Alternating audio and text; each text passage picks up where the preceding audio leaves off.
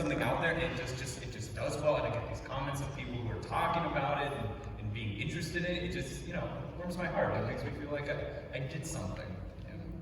Constant encouragement is one of the best things about the job.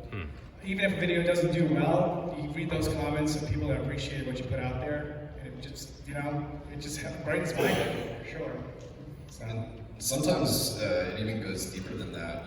Like I personally, because we talk about philosophy a lot on my channels, sometimes it strikes people really deeply, and not in a way that we would ever expect, because we put so many wiener jokes in that video, Like, you get a DM on Discord or Twitter, and it's like, hey, like, I was having a rough time, like I was on the edge, but this video, like, really saved me. It was like that one thing that I needed that one day, and thank you. And it's always such a shock, but it's magical. It's absolutely magical. I've never had that experience before doing what we do. I think another good thing that I know I can speak for is that we don't really have bosses.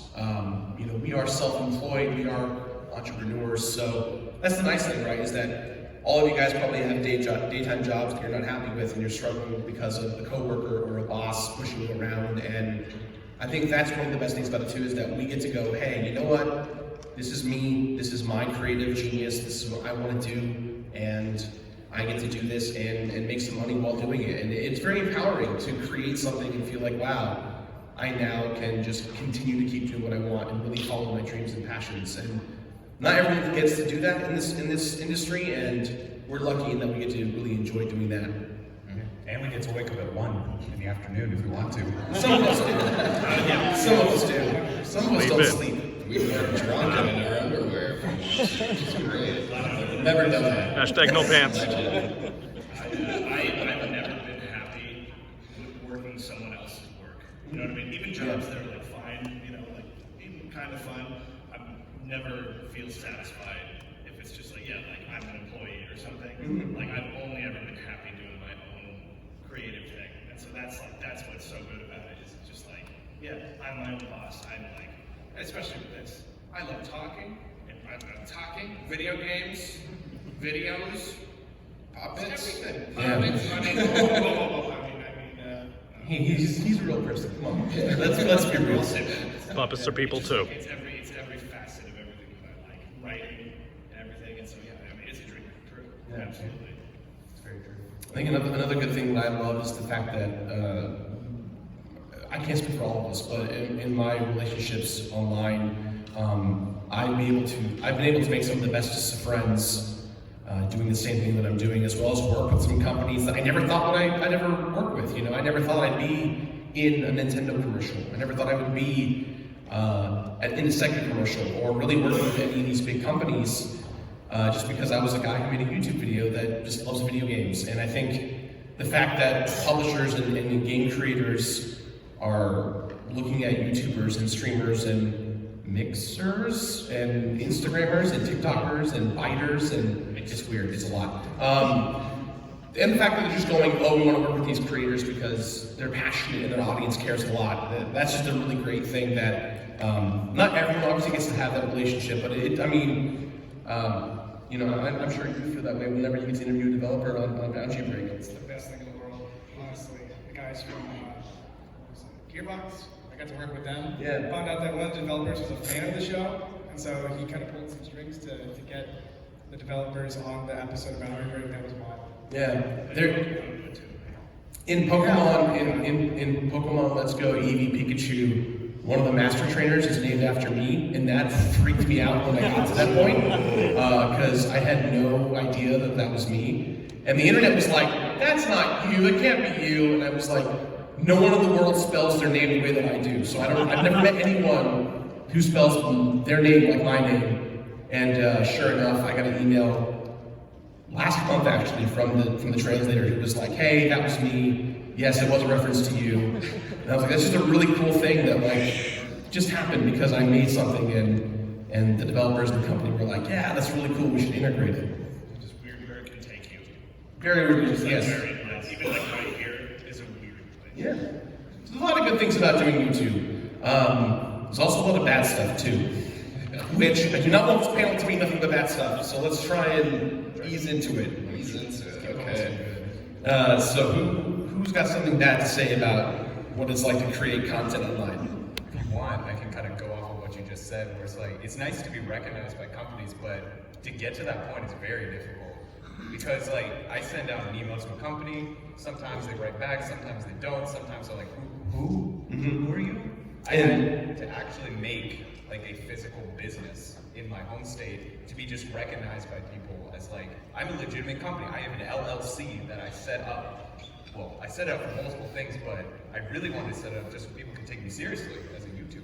Well, it's funny you say that because how big's your channel? I have 340 something. Okay, so I have roughly like 1.2 million subscribers. That same thing still happens to me. Yeah. You'll find them in the space that when you hear like, oh man, 100,000 subscribers, oh man, 500,000, 1 million, 5 million, 10 million, it sounds like a lot, and it definitely is, but that flagpole of what YouTube is to get to that goal just keeps moving. And when it moves, the job just gets harder. Things like you don't get paid as much, or you started beef with this YouTuber, or the algorithm decided to just pivot. The goal of getting 1 million subscribers is not a good goal to have, because once you get there, you're gonna be like, great, I did it. Now what do I do?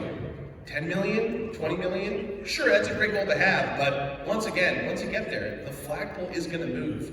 And I think there's a common misconception that 1 million subscribers means that you made it.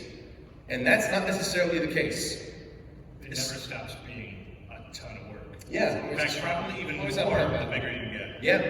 You do a lot. You do a fair amount of work. Right? Yes, yeah. I mean, I have a company of 19 people that work on 2 channels, merchandise, and a bunch of other different projects we have in the works. But I'm different in the sense that I went in from day one being like, this is going to be a business. A lot of people don't do that. They kind of go in saying, oh, it's a hobby, and then it became a business. But yeah, the thing about YouTube too that I know you guys are probably tired of hearing about, but it's not sustainable. You could wake up today and you just stop getting paid. How many of you guys here know how much a YouTuber makes on average? This is fascinating. I love this. Okay, cool. So I always use this analogy, but I want to share with you guys. I'm trying to break it down as easy as I can. So you are a YouTuber that made a video. That video gets 10,000 views, okay? For every 1,000 views, you get paid X amount of dollars. That X amount of dollars is not 100, it's not 300, it's not 1,000.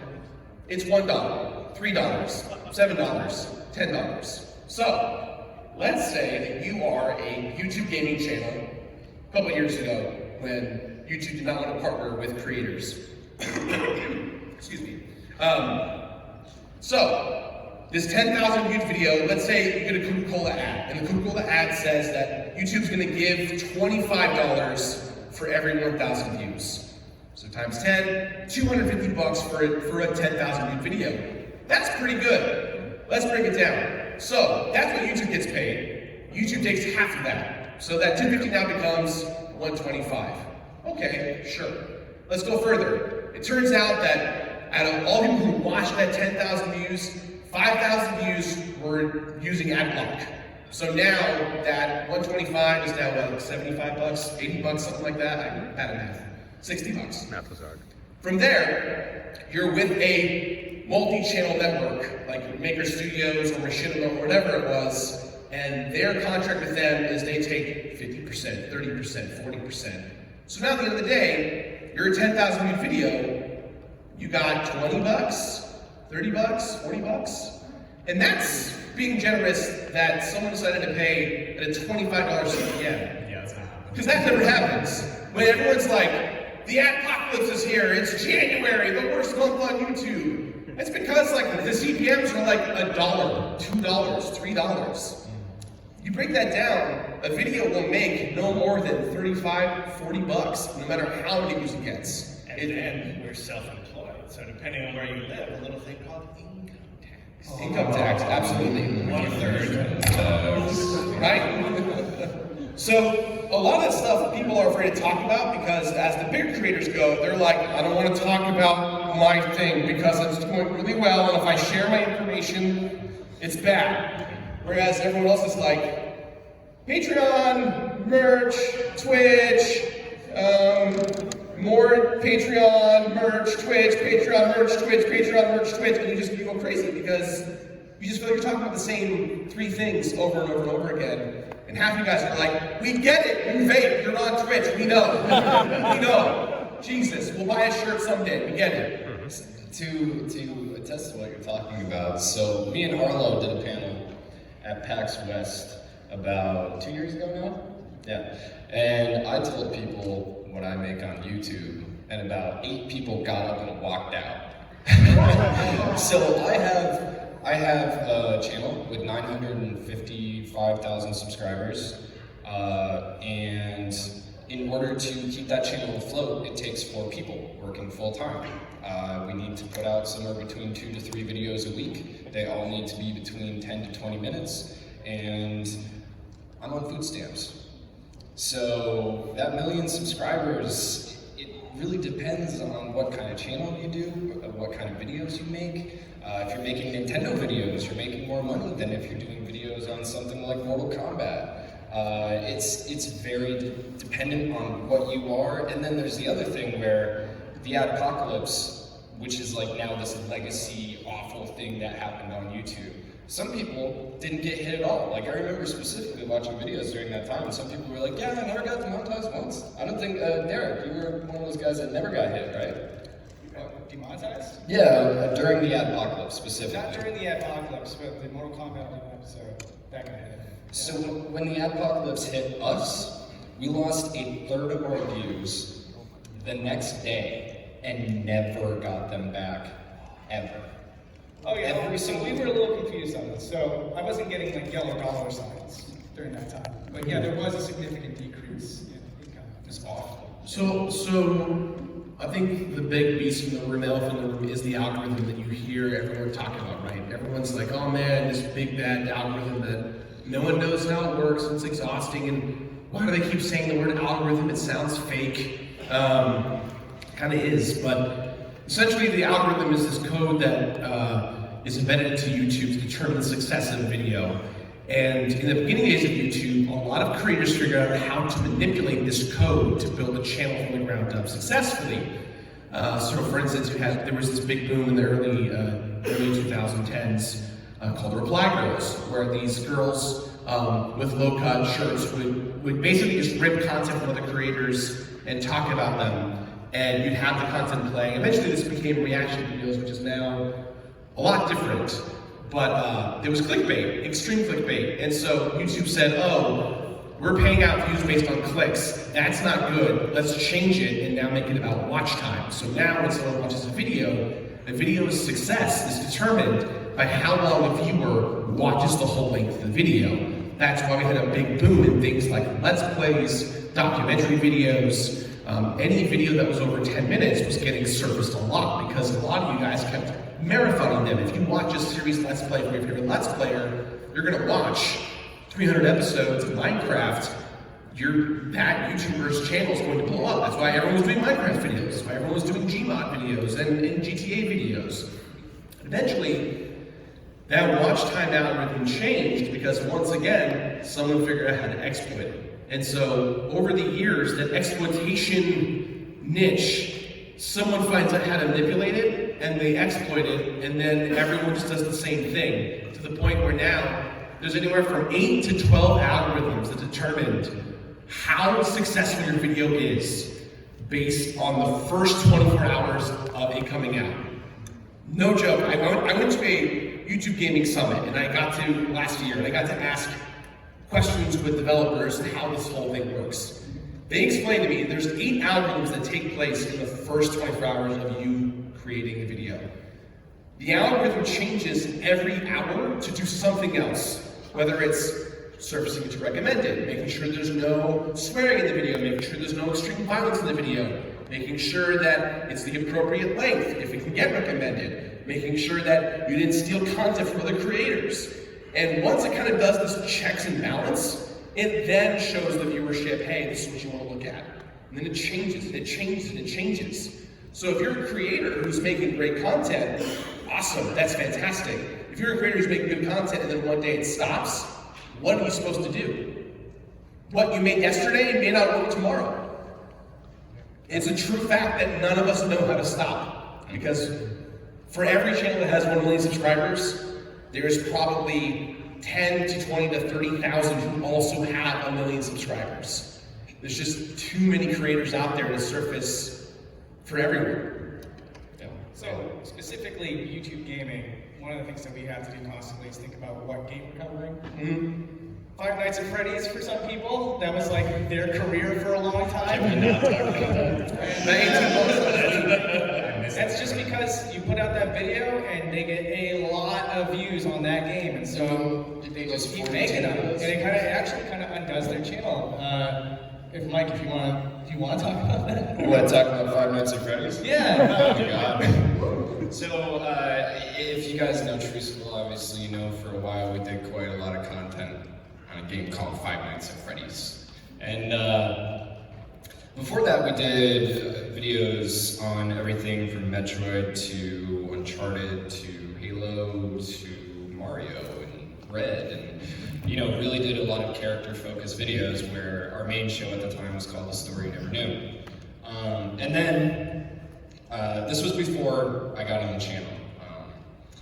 They decided that they were going to do Five Nights at Freddy's because everybody was doing Five Nights at Freddy's. Man, you gotta do Five Nights at Freddy's, you're gonna get paid. So, did the Five Nights at Freddy's video, hit a couple million views right off the bat. All of a sudden, the Treesicle is instantly the #1 competitor to Game Theory in that sphere. So we went from an analysis channel to a theory channel overnight, because all of a sudden all of these subscribers are coming in, and they're coming in, and they're coming in, and they're 11-year-old kids, and they want Five Nights at Freddy's, and that's all they want. They don't want to watch anything else. So then you put out the videos that you always loved to make, something about Mario, something about Zelda, and instead of getting 600,000 views on that video and making your paycheck, you get 20,000 views. And you're like, hey, what happened to my channel?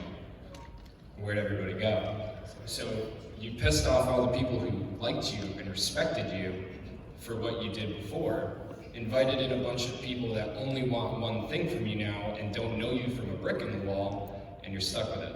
And that can happen like that. And it happened to us more than once. The second one we won't talk about. But it was rough. Our channel was suffering right now. So Honestly, that brings in mind the new thing that's happening, where people are creating a second channel for one game. Mm-hmm. I've seen that starting to happen. It's still pretty down low. Not a whole lot of people do it, but I've seen Red Dead Redemption 2 specific channels where it's a guy's hey, check out my Red Dead 2 channel, and you can make that kind of content. You can subscribe to that kind of content, but then you don't have to worry about damaging your own channel. Mm-hmm. And you'll get 300. I know you're talking about 300,000 subscribers in a year. Yeah. Sometimes the temptation is very real. It's I get those opportunities all the time to cover those certain types of games, and I get all the opportunity in the world to just keep doing those games, and they'll give you immediate results. But that's not what my passion is. I'm a Nintendo gamer. I love Nintendo from the bottom of my heart. Of course, I do love PlayStation and Xbox and PC games too. And so my philosophy is to try to do a balance. I try to do half Nintendo, half non-Nintendo stuff. It keeps me happy and it keeps me comfortable, but I don't become just, a prisoner to one type of game, while at the same time not getting those numbers that some other people get if you're dedicated to Red Dead or something like that. But you were a smart man. You started by doing that. You didn't just start like I did. I did Nintendo-focused games for the first 2-3 years. And then when I wanted to Beta 64, what am I supposed to do? Yeah. But once I started doing Crash Bandicoot, that's about it. I did one recently on PlayStation, also Battle Royale, where someone had thank you. Not one person watched it. But I made that video because someone had just found a new prototype, and I had exclusive coverage of it, of this never-before-seen relic of history. And I put it out. I was PlayStation also Battle Royale, never-before-seen prototype, 40-minute documentary about all that documenting and stuff. It's one of my worst performing videos. Just because it's Sony, and I didn't cover Sony that much when I started. Shesez, on the other hand, covered both from the very beginning, and he prides himself on that. I used to be a YouTube viewer long before I ever became a YouTube creator, and I just kind of saw those things coming from a mile away. It's like, if I just focus on Nintendo, that's the only audience I'm ever going to get. So from the very start, I have to make an effort to put in some stuff that's not Nintendo, otherwise I'm never going to have that audience. And yeah, it paid off in the end. It worked out. So, Arlo, you're specifically Nintendo nowadays, right? Pretty much, yeah. Pretty much. You tend to make content pretty quickly based on pivoting on what's coming out with Nintendo stuff. Do you feel like that's exhausting? Because I feel like Nintendo makes a tweet and you're the first person that's like, here's my analysis of that tweet. And I'm like, wow, not only did you make it so quickly, but you did it with a puppet and you edited it in like a matter of minutes. How do you do that? That's a lot. Yes, the puppet helping. Yes. I'd say, like, I think my case is the case of just kind of getting lucky, where, like, sometimes you get, like, shoved into a category that you didn't even quite want, and it's not really what you want to do. For me, like, I started out, like, I did some, like, PlayStation stuff on PC or whatever, and then when the Nintendo stuff started to just work, it was just like, okay, I love Nintendo. I actually do, like, love Nintendo games more than anything. So, like, for me, it was just like, I'm fine with it. It was totally good. Yeah, so it kind of happened naturally and just, I don't know. With the real secret with the quick stuff is I don't actually use the puppet for the really, really fast topical stuff. Oh, you just do the I'm voice? just lazy, yeah. And you do like inserts of the puppet and like all I of that? don't. No, not even that, just the No, voice. I'm so lazy.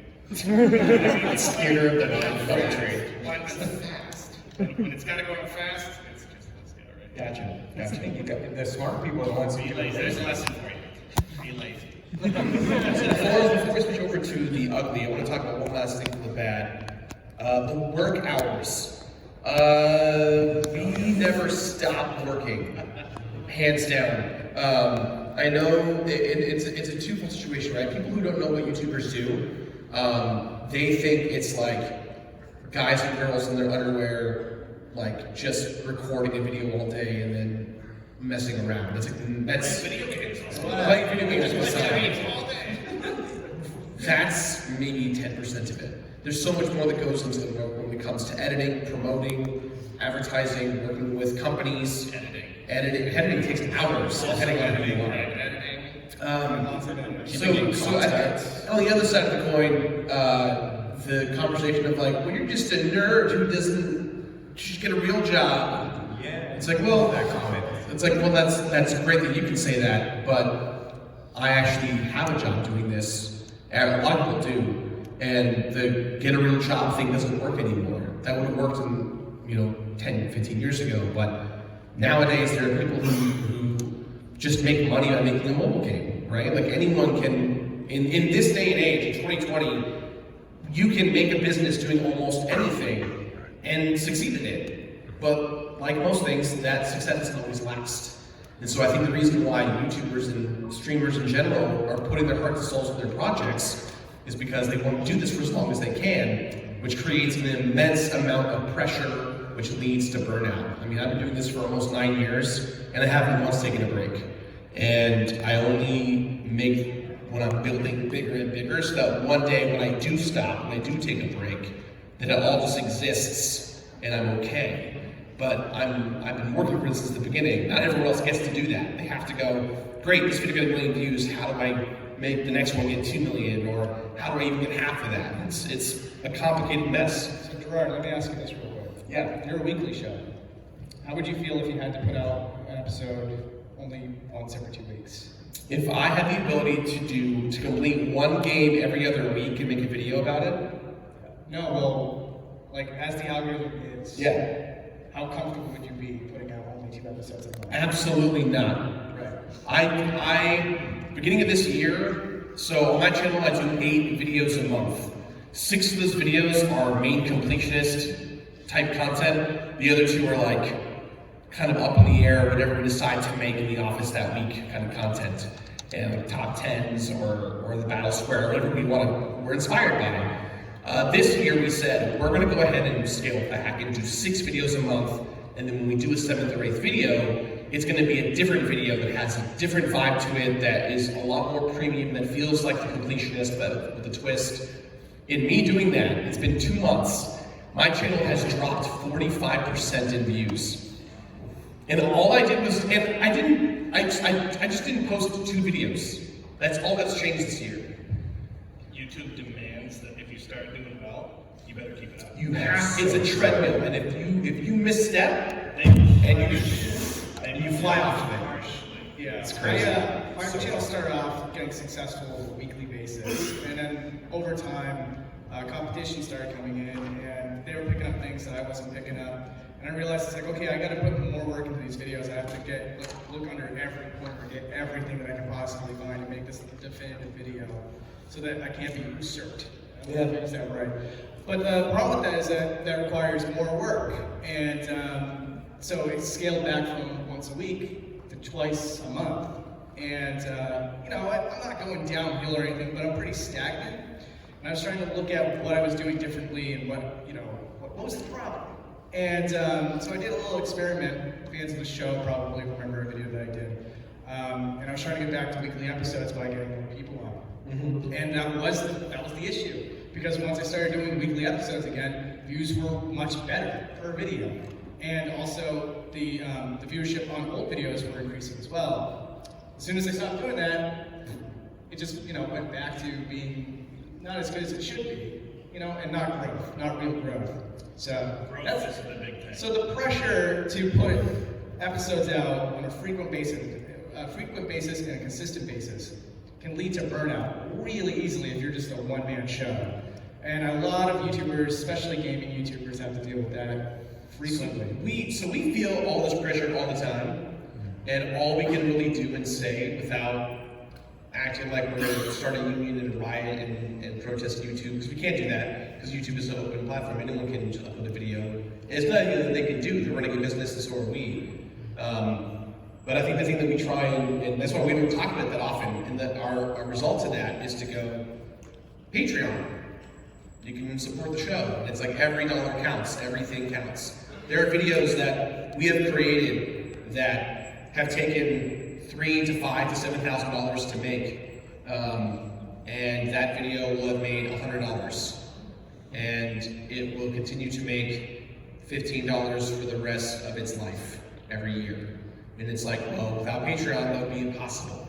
And even with Patreon, it's like, well, that video just costs us a bunch of money, and we have to just accept that video just existed. It doesn't matter how passionate you are about a video or how amazing you think it is. If it's just like, I don't know, the title was wrong, or it just didn't quite resonate. Or that day, YouTube is like, I don't want to work. Oh yeah. I don't know the thumbnail for most people, or give it to subscribers. So let's pivot to the really ugly stuff, because I feel like we've kind of been playing it safe. So I wanted to actually talk to people about what burnout is, because we say it all the time, but it's something that until you've experienced it, it's hard to make sense of. And right now, I'm actually on my first vacation that I've ever had since I started YouTube in 2016. I sat down with Grant, Ryan, and Tyler, and I was like, look guys, like, I'm dying, and I just have to not work for a couple weeks. Just give me a couple weeks. And they were like, yeah man, like totally, like do your thing.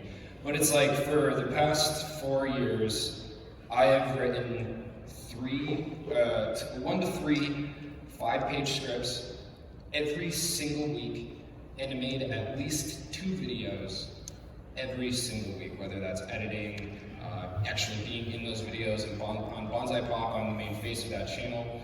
On Treesicle, I was a head writer along with Tyler and Grant, and I edited a ton. And when we were competing with Game Theory, part of what we were doing was trying to compete editing-wise, because we felt like we were getting so much traffic from Game Theory that we felt bad, and we wanted to make sure that our stuff was as good looking as they had. And that editing, you want like a minute of Game Theory editing is like 8 hours of work. It's insane, especially. I actually knew someone who worked for Game Theory. Foot of a Fairy, really cool guy. Yeah. But he did it, and he just told me all the work that has to go into it. It's insane. Yeah, we used to put in like 80, 90 hours a week, putting out 3 videos a week, and it was just nuts. And after a certain amount of time, it's like, I love video games. Video games are my life. I love anime. It's my favorite kind of television to watch. It's my favorite medium to consume. But after a while, you just don't want to look at it anymore. You just reach this limit where you can't take it in, and you're sitting there and you're like, man, I just want to play Street Fighter tonight and like crush this combo and go online and practice it. But I literally do not have the energy to touch a control stick. I always say I'm too busy playing video games because I'm playing video games, and that's like such a real thing because you're always trying. I have to get this video done. I have to do this thing. I have to do that thing, and it requires a lot of focus. So I mean, I'll still pal around with friends. We'll still do multiplayer sessions and all that stuff. But yeah, because I have to work with video games as my 40-hour work week, I think of anything else to do after I'm done with that. It's like I'm going for a walk. I don't play video games. I don't do it anymore. Hire somebody. No.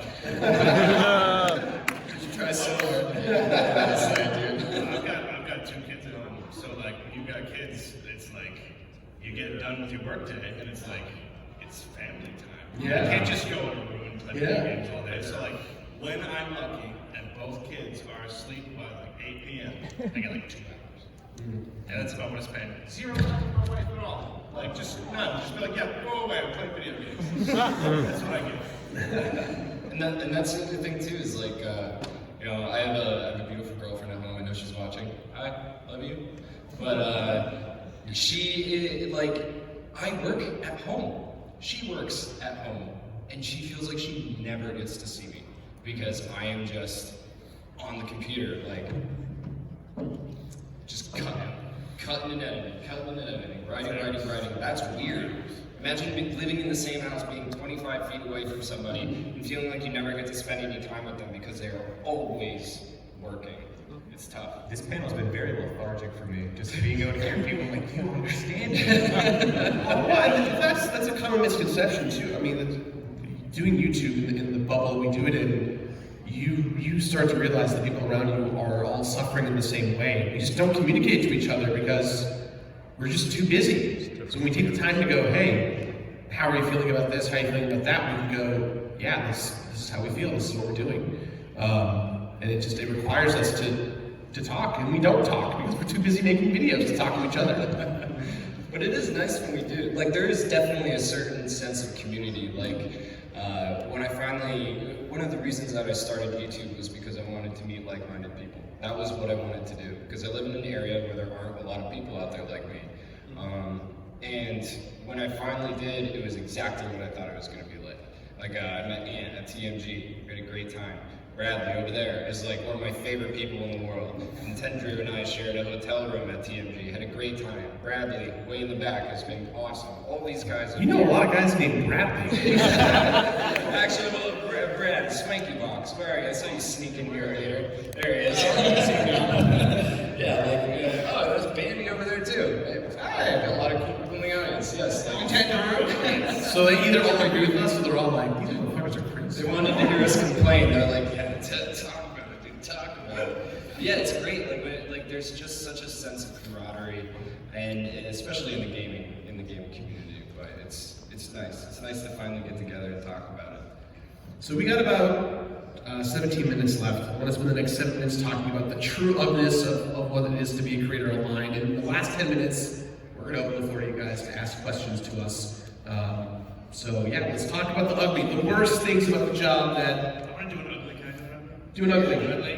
I just been waiting for this one. It's so fascinating to me. No matter who you are, no matter what you do, no matter how fuzzy and cuddly and clean your content is, there will be people who hate your guts. Your brother. They will go on and on about you. They'll just make stuff up about you. They'll make up just lies and just say things that are just objectively untrue about you. There's nothing you can do. Nothing. And it's all, and like the bigger you get, the there it is. You just become a bigger target, and people don't think you're listening half the time. Every day I meet 10 to 20 people on Twitter. Just because, especially with some serious stuff. Well, if you block them or acknowledge them, they're like, oh boy, the next 8 hours are going to be great, and they just go crazy. Feed the trolls. I mean, you give opinions, Arlo. That was your first mistake. Yeah. That's what You didn't really like the song. You can't say you like it. I'm sorry, I can delete my comment section. My comment section's okay. Like, most people are generally nice because they don't have to get to know me. Like, I don't have to give any opinions or anything like that, so they're just all very thankful, generally speaking. But I've seen some. Oh, that's great. Yeah. That's pretty good too. I mean, like, I have so many awesome fans too. Like, it's more on Twitter than anything. I mean, I do it something like that too, but. That's the thing, the hatred comes like other places. Like 4chan thinks I'm greasy. I don't know why. Shout out to you, 4chan. What a fantastic thing to be like, that guy, he looks greasy. It was just like, it was a picture of my face going like this, and it's like, look at this greasy person. It's so greasy. He looks You like like a /r where people requesting it, like, can I get some grease? he looks like a pizza. I made the mistake of going I like on a pizza. 4chan post about me once. It was a bad mistake. I can't say it. Was it bad? So we talked about how people just will not, they'll hate you no matter what you do, right? That's the nature of the beast. I also want to talk about creators in the space that don't like you. As you start building your thing, you're going to run into other creators who are bigger than you, who are smaller than you, who are trying to punch at anything to get to you. And they use things like social media and their streams to get their audience to rally behind. And I'm not trying to blast anyone in the audience. I'm sure you guys have seen it happen to some creators where they've been like, screw this creator for doing this, we all should go destroy them. Or Me and Jirard have had a beef for years. did we? I don't remember that. That's why I'm sitting between them. Yeah, that's why I'm in the center. Yeah. But it becomes like, to everyone out there, it's the Michael Jackson popcorn meme, right? You're just like, oh, this is gonna be great, right? Like, I'm just gonna see this battle kind of unfold. In reality, there's a lot of things that gets perpetuated that people don't know that takes place. Last year, I was doxxed several times because of drama that had nothing to do with me. And I had to accept what happened and just deal with it. People showing up to my house, people getting into my privacy and getting my phone number and calling me and texting me nonstop. And it's the kind of thing where that was weaponized because another creator or creators or their audience members just were like, screw that guy, we're taking it down. And it's like, but in reality, I didn't do anything, but just do what I do. And I had to just accept that that's what happened. And those are the things that some creators will talk about, some will like proudly be like, I got doxxed. I made it because I got doxxed, right? It's like, no. It sucks to have a stranger come to your home and ask you about drama that you had nothing to do with, or ask you drama that had to do with you. And in a way, you lose a lot of of who you are as a person, because what you create online is an extension of who you are. At least that's the way I've always seen it. I've always tried to, if I'm a creator, I want to put out there what I want my message to be for people to get from my content. It doesn't always resonate because opinions and hot takes and tea and all that stuff just kind of culminates with this negative ball of energy. But when you have another creator who's like in the mix pushing that button, it only just perpetuates it and makes it worse. And all you can really do is like do nothing. Just sit there and go, okay, you're just not going to acknowledge it. If you fight back, you're just fueling it. If you fight back, you're a part of the problem. Never acknowledge, never fight, doesn't matter how horrible or wrong someone is, just engage. Someone made a whole video about me once, and they didn't even know they were talking about me. It was awesome. This guy made a video about how game theory's editing sucks, and it was also Treesicle. It was game theory and Treesicle and wire editing sucked. And he was kind of nice to game theory, and then he said really bad things about Treesicle. And he used a ton of our editing, and every single thing he used was mine. And all four of us edit those videos, And it's like, it's not like my name's on it. He just knew. And you know what? Actually, though, we kind of changed what we did because he actually made a little bit of sense. That's the big thing. Sometimes you guys, Criticism that's real. maybe I am a Sesame Street VJ. Besides that, people just call me ugly sometimes, really. Like, I'm not big enough to get enough hate, but a lot of people are like, ew. Yeah, no, What that's did you ever everything. do? Your ears and your Santa tattoo. It honestly doesn't even affect me anymore. Just like on a daily basis, being called ugly, being Yeah. gross. It's just like it's part of the job. People don't know who you are. Like, if we didn't have social media to do what we do, would you walk up to someone and be like, "You're ugly"? Like, no, you wouldn't do that. What's that person gonna do? Oh, thanks. You made my day. Or like, hey, come here. I'm gonna sock you in the face now. Like, there are consequences when you say something rude to someone in person. They're gonna beat you up. They're gonna say something. I was at a convention last year where someone came up to me and asked me, no joke, why are you such a horrible person? And I literally was like, you can leave. Goodbye. They're like, no, tell me why you're a bad person. I'm like, you don't get to talk to me anymore. You just know I'm a bad person. I have no idea who you are, stranger. You came to me and talk to me. That's a good question.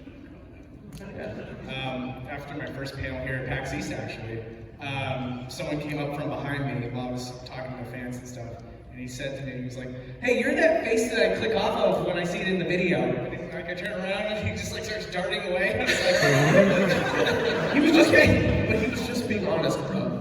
he He's had just like, being we honest. locked eyes and it like turned into like a deer in headlights.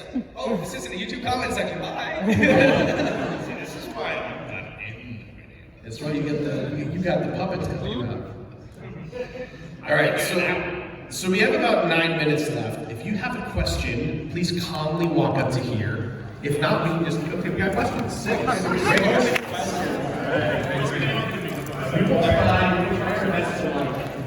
the question.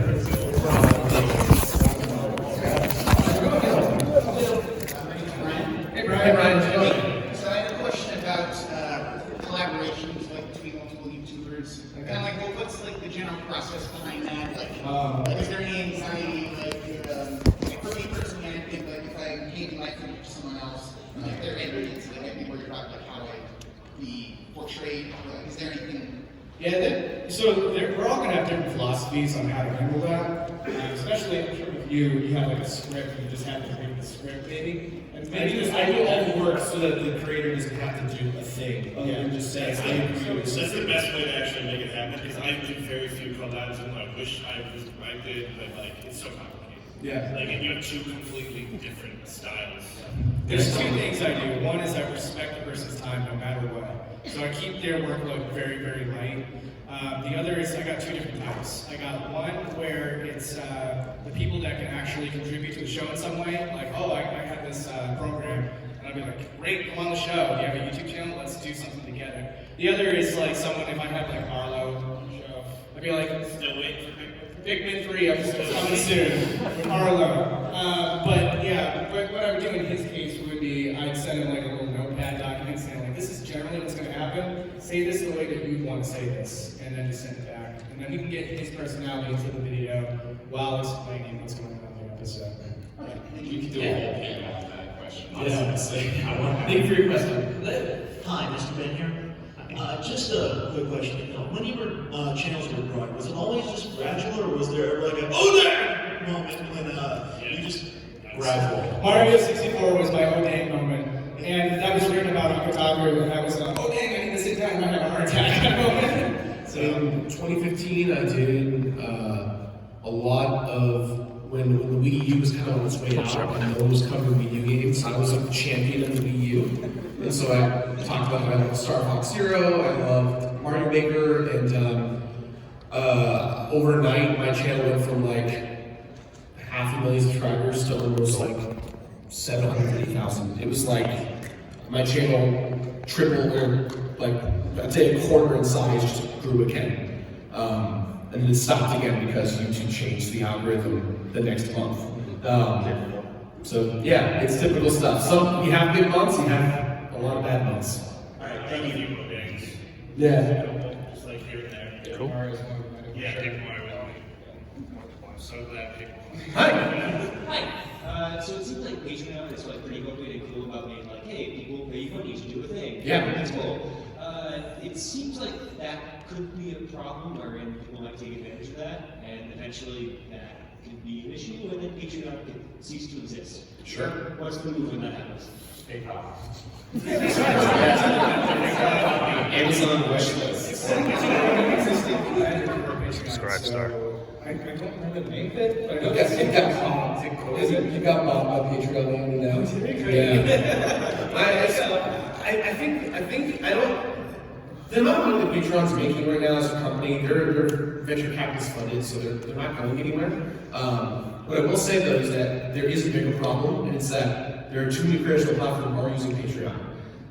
When I started doing Patreon, I was making a lot of money, and then all of my friends were like, wow, you're making a lot of money on Patreon. I'm gonna launch a Patreon. And suddenly my Patreon went from making a lot of money to making a lot less. And it's not combating my friends, because people gotta eat. YouTube, a subscription service. They have their own thing. It's like day 10, yeah. Yeah, which, the Well, if Patreon goes under, you're going to be using that kind of thing. I probably will. Thank you. Hey guys. Hey. Great to meet you, Arlo. Hey there. What kind of videos do you think work the best? Games from the 80s, the 90s, the 2000s, and the 2010s. Do you think one gets more popularity level than others, or do you think some of them are quite the same? So there's actually, I forget the exact math. Shane from Digital Gaming knows the algorithm pretty well. He said that the retro boom on YouTube is actually based on the current year of what we're creating and based on nostalgia for gamers. So right now, if you are a creator online who's making content on Nintendo DS, PS2, Xbox original, GameCube, you're in the algorithm search, and in about a year and a half, it's going to be PS3, 360, and Wii. And so it's a certain, I think it's like 10 years plus 5, something like that. So when I started doing it, it was all Super Nintendo, Genesis, that kind of stuff, and eventually it shifted to N64, PS1, just guys like Candy Crush showing up, and so on and so forth. So yeah, there is a certain algorithm and sweet spot where if you decide to cover this works. Now, obviously, the big thing too is covering the new stuff as well as it comes out. Yeah. Does it also depend on what's currently going on in the world? Like, do you think the Sonic game got a huge spike when the movie was coming out? Like that kind of level? So there are some topics that are just kind of evergreen, things like Mario, Sonic, Zelda, Smash Brothers, Mortal Kombat, GTA. There's always titles that, because the content's always getting refreshers with DLC and with new content, it's always sitting. In Mortal Kombat case, there's 2 new movies coming out. One animated direct to video and another live action coming in January. Yeah, exactly. It could be a huge spike in popularity in any moment. Cool. Thanks for the question. Thanks, Arlo. Great to meet you. Nice to meet you too. Cool. We got Thanks, 3 Ron. minutes, guys. Let's do like. Yeah, we'll try and go fast. All right, I want to get all of it. Hi. Hi. This has been a very heavy panel at points. What keeps you afloat? What was it? You people. Oh, Yeah. man. Good point. Absolutely. The type of people that would come to a panel. Yeah. I think anyone who watches, Creating something with people. you don't have to buy our shirt and show it on Patreon Would you mind recording and when I Twitch ask a all the question? time. It's Sure. just the fact that you're watching. The thing, whenever anyone says, what can you do to help a creator if I'm broke, the thing I say is, watch their videos and leave a good comment. Just like, actually leave a good comment. Because whether you think about it or not, the algorithm's gonna analyze words if they're good or positive, or bad or positive. And so from there, it's like, if it gets good interactions and good engagement, the comment itself, then it showcases that the video is good too. So, Also, the warm fuzzies. And we read the comments. we read all. We read the comments. I don't anymore. I emotionally scarred me years ago. I can't do it. So I tried. Awesome. Thanks, guys. Thank you. Hi. Speaking of reading comments, how do you deal or cope with the same comments asking questions you've already answered, requesting videos you've already done, and saying Ignore them because I ignore that because there's a thing called Google which will answer any question that you have. Sometimes I like just being the nice guy. Every time I see somebody say, hey, you should do an episode on Shot the Colossus, I'll be like, here you go, buddy, and just give him the link. You know, yeah, that's good. Gonna watch it, and it makes him happy. It's like I find it, I turn it into a positive thing, essentially. Yeah. So it's just helping my brother out, brother or sister. Yeah. Thanks for your question, man. Thank you. Hey guys, what's going on? So I heard something about community earlier, and my question for y'all is, do you think YouTube is a platform, a job, or a community? Just because the way I kind of see it, it's literally the modern means of production. I don't see it as a community. I think that's the common misconception about YouTube. I don't think it's a community. I think communities are founded on YouTube and they exist around YouTube. YouTube is not a place to build a community. It is a platform. It is designed to look at tutorials and to look at things that are based on your mission needs. How to tie this cover, this anime song that you love. Things like that. It is a search engine, so when we're creating content, we have to go, how am I going to get people to look at my content from a search perspective point of view? I think that depends on what your definition of community is. I think Beta probably would tell you that he's got a really strong community that he's built up because of his YouTube. Thank you. It's mostly from like, when I started Twitch, I got a lot more like of a community because I just been able to talk one-on-one. With YouTube, you have that disconnect at all times. So when I started Twitch, I could talk to people one-on-one, talk to them about things, and started a Discord community for them to chat. All of a sudden, I got people calling me the beat man, and I like eating beats, and cheese nips, and all that kind of stuff. So, I mean, I feel like it's YouTube, yeah, it's a platform. You can create a community outside of that. For me, with Bonsai Pop in particular, we started a Patreon right away, and one of the things that people seem to like a lot about it is that we treat weebs with respect, like they're human beings, you know. And the community has been absolutely fantastic, and the YouTube comments are almost always amazing. But I look at YouTube like if Netflix was Warner Brothers, I would look at YouTube as Sundance. Like YouTube has their YouTube Red shows and everything like that, but it's content that's created by independent. I wouldn't call those YouTube videos films, but you know, like independent creators. So it's definitely a platform for that. Yeah. It's new media. It sure is. Well, guys, we're out of time. I hope you all learned something. I hope you enjoyed the panel. I hope it's less depressing. And yes, thank you so much for coming. Well, if you guys want to say hello, we'll just be right outside.